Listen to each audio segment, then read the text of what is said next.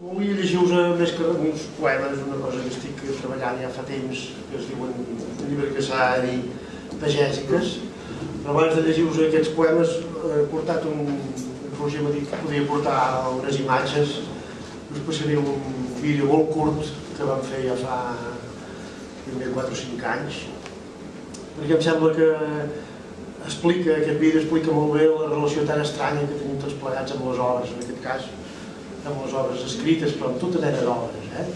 Probablement no havia donat mai a la humanitat una relació amb les obres tan especials com la que tenim actualment, que estem absolutament abassegats d'obres.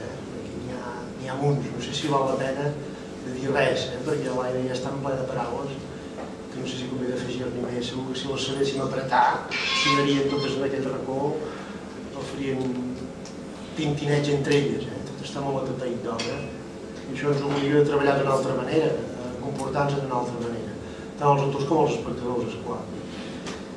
I us deia això perquè, esclar, la realitat és la que és, i en canvi les obres van augmentant infinitament.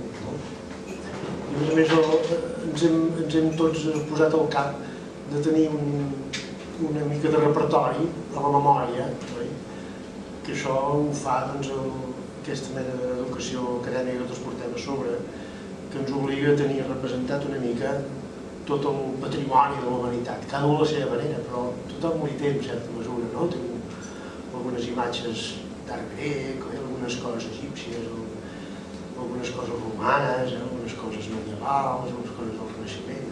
I més que menys té algunes imatges al cap endreçat una mica amb aquestes. I si cadascú té aquesta mena de retaule que la té clavat, ja no diem tots plegats com a col·lectiu, que intentem preservar tot l'imaginari que hi ha hagut des dels temps més remots, perquè l'excavació ens procura contínuament obres del passat que anem incorporant com a obres del present. Això, com sabeu, en el món de la música es veu molt clar que la gent té aquests gustos tan diferents d'altres èpoques, que es valorava molt la música de cada època. Avui en dia hi ha molta gent enganxada amb música barroca, música medieval. Per tant, hi ha una relació molt especial amb tot el patrimoni de les obres, no amb les obres del present, sinó amb totes les obres de la memòria. D'altra banda, aquesta mena d'incorporació d'obres noves en el nostre context no para de nodrir-se. Es nodreix principalment per 3 fonts. La primera és la que us deia,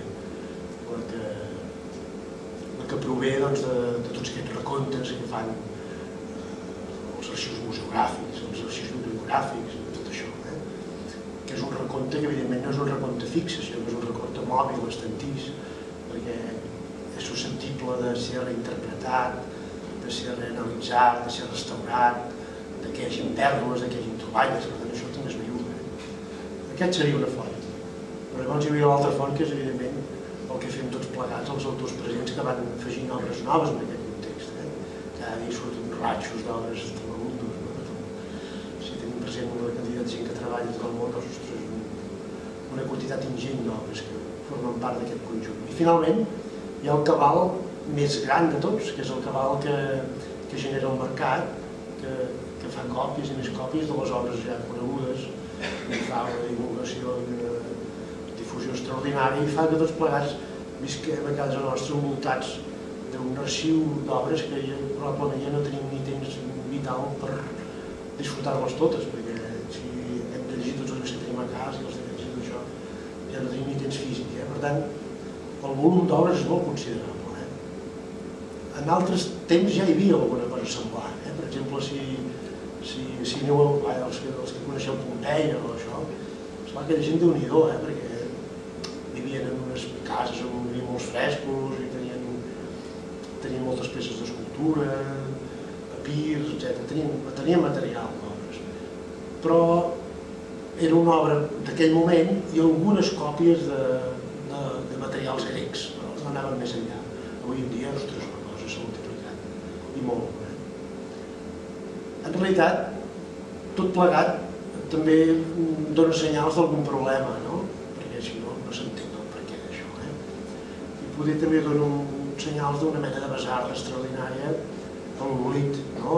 abastar les coses, que tot se'n va i no hi ha manera de fermar res, però tot aquest discurs tan insistit de les obres eternes, les obres eternes, els autors eterns, els autors que passaven la història, que en realitat tot això és faramalla, perquè no n'hi ha cap d'obra eterna. Tot un diu l'altre, es fotrà un camp, gràcies a Déu, es fotaria diguéssim obres eternes. Però sí que hi ha un discurs destinat a establir algunes coses que s'han de consolidar per seguir. I ja que humanament ens morim, doncs hi ha una mena d'obra que perduren per sempre. Un autor que té aquest plaer de passar la immortalitat, és tot aquest joc amb la mort i l'oblit.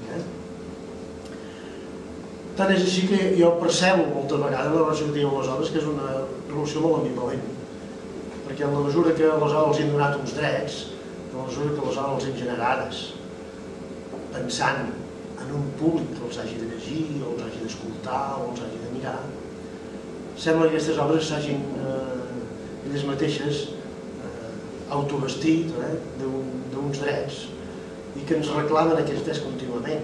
Tinc la sensació de vegades anar pel carrer que alguna obra em truca al cap i diu, nano, que fa temps que ningú em diu res, ja existeix per mi una estona.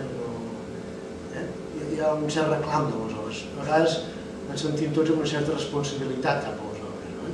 Ostres, jo podria llegir-ho, o podria escoltar alguna cosa, saps?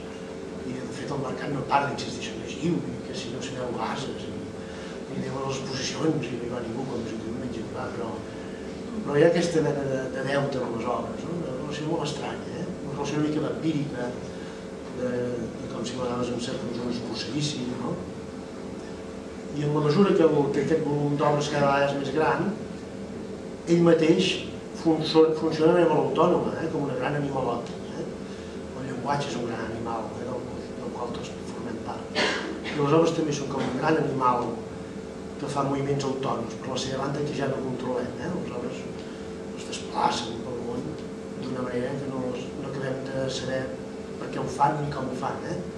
Per lleis del mercat, per lleis d'efecte, per lleis d'amor, per lleis d'amistat. Hi ha moltes coses per les quals què ho fa que vosaltres sigueu aquí o aquí ara. Ostres, hi ha milions de causes que han fet que triéssim tots plegats aquesta trobada en aquesta nit. Cadascú té una quantitat de causes extraordinàries. Per tant, tot obeeix uns mecanismes molt aleatoris, molt complexos.